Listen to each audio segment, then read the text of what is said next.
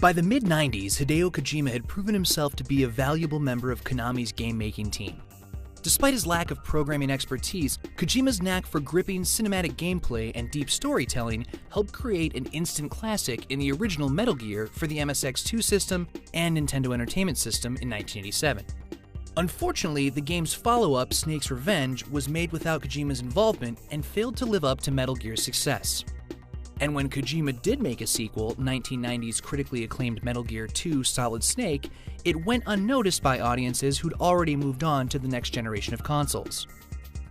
But in 1994, Sony's powerful new PlayStation console took the industry by storm, and suddenly Kojima saw the opportunity he needed to bring the Metal Gear franchise into the next dimension, and to play with the very notion of playing a game.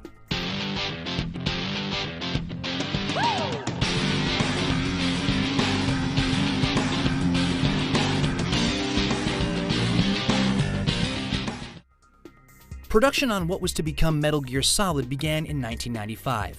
The name had three meanings, the first relating to the franchise's hero, Solid Snake, and the second inspired by the leap from two-dimensional to three-dimensional visuals. The third reason, though, pointed to a rivalry between Konami and Final Fantasy publisher Squaresoft. Konami's president wanted the new game to blow the competition out of the water, and Kojima figured that if a Square couldn't be three-dimensional or, quote, solid, then his new game would be. In terms of visuals, Metal Gear Solid stayed true to its 8-bit roots, keeping the same classic top-down perspective and two-dimensional gameplay the series' previous games had employed, but with the added oomph of three-dimensional depth and polygonal graphics.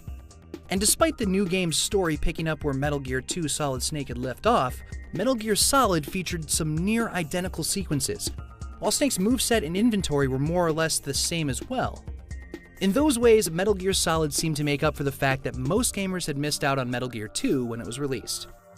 But that's not to say that Metal Gear Solid didn't embrace the third dimension. There were plenty of next-gen 3D flourishes peppered throughout the game. Pressing Snake against a wall changed the camera's perspective, allowing players to peer around corners. And certain weapons, such as the rocket launcher, could only be aimed with the help of full 3D gameplay and first-person perspective. Most importantly, though, were the game's pioneering 3D cutscenes, which were rendered in real time, allowing for seamless transitions between story and gameplay that kept gamers immersed in the action and on the edge of their seats. Once again, it was Kojima's love for cinematic action and excitement that made his game truly unique. The script and voice acting were of a higher caliber than anyone had seen in video games before, setting yet another standard for the industry to follow. And the casting of David Hayter as the voice of Solid Snake proved to be an inspired choice. In fact, Hayter stayed on to voice Snake throughout the franchise's life, and his voice is now synonymous with the Metal Gear brand. In addition, the cutscenes and dialogues added up to an epic amount of material. All told, there was enough to make a feature-length movie, an unsurprising fact given the game's film inspirations. Kojima was finally making the movie he'd always dreamed of, all while taking advantage of the interactive video game medium in ways that movies never could. The innovations started small. Early in the game, players found that they could only get in touch with Snake's ally, Meryl, by entering the codec frequency located somewhere on the back of the game box. But as the game went on, it seemed almost as though the characters could somehow sense the players themselves, breaking the fourth wall in surprising ways. Then later, one of the villains played head games with gamers, taunting them by mentioning other games they'd played and how many saves they'd made in Metal Gear Solid. In reality, the game was simply reading the other games on the card. But the effect, the feeling that one of the game's characters was speaking not just to Snake, but to the kid holding the controller, that blew people's minds. In fact, the secret to defeating this boss was similarly mind-blowing. The villain's powers let him predict Snake's every move.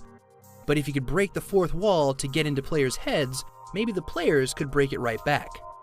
The trick was to unplug the controller from the first player port and plug it into the player 2 slot. The move kept him from anticipating Snake's attacks, giving the player the edge. This was unprecedented at the time. Most games stopped at the screen, whereas Kojima's game reached out to players themselves and got them involved in groundbreaking ways like never before. Of course, it's not as though every aspect of Metal Gear Solid was without flaws. The game became famous for its extended conversations between characters that amounted to little more than barely animated faces exchanging long-winded dialogue. The game's finale also suffered from an overabundance of banter, featuring a climactic battle between Solid Snake and the game's mastermind, and protracted codec scenes. But Kojima wasn't interested in what fans wanted, and he didn't care that his bosses and even his own staff thought he was crazy. He was crafting his own game, his own way. In a recent interview with the official PlayStation magazine, Kojima reflected on the process of creating Metal Gear Solid, saying, quote, "It was a very pure experience. I was just making the game I wanted to make. Looking back, there's nothing in particular I want to go back and fix." End quote. And that attitude certainly paid off. By not caring if the game would be a commercial success, Kojima pulled off the biggest commercial success of his career. Coming out exclusively for the PlayStation console in 1998, Metal Gear Solid sold a whopping 6 million copies, becoming a generation-defining title and one of the true legends of video game history. Metal Gear Solid pioneered the in-game cutscene and set the bar for cinematic gameplay and storytelling in video games.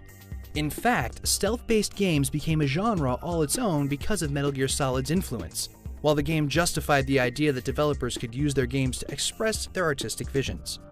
Many of today's modern classics owe their success to Metal Gear Solid's trailblazing innovations and its untouchable legacy. The game was such a hit that a year later, Konami tried to appease gamers' hunger for more. They released Metal Gear Solid VR missions in North America, a repackaged bonus disc from a Japanese special edition of the game. The game offered over 300 non-narrative missions for players. After Metal Gear Solid had wrapped, Kojima thought he was finished with the series, just as he'd thought after finishing Metal Gear and Metal Gear 2. But the game was so successful, and there were still so many mysteries left unanswered, there was no way Konami would let Kojima off the hook without making a sequel. Tune in next time to see Metal Gear go mental.